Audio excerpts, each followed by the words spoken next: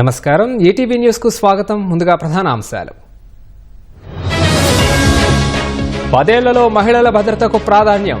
లఖ్పతి దీదీ మహిళల సభలో ప్రధాని మోదీ. ప్రధాని ఎక్స్ ఖాతాలో మహిళల పోస్టులు. విజయగాథలను పంచుకున్న అతివల్. గుజరాత్ కాంగ్రెస్ లో బీజేపీ కోవటులు.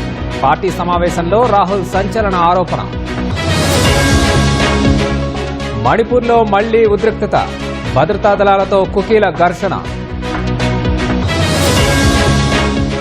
రన్యారావుకు బిగుస్తున్న ఉత్సు. బంగారం స్మగ్లింగ్ కేసులో సిబిఐ కేసు. ఉక్రెయిన్తో ఒప్పందం కష్టం. జెలెన్స్కీ తీరుపై ట్రంప్ అసంతృప్తి.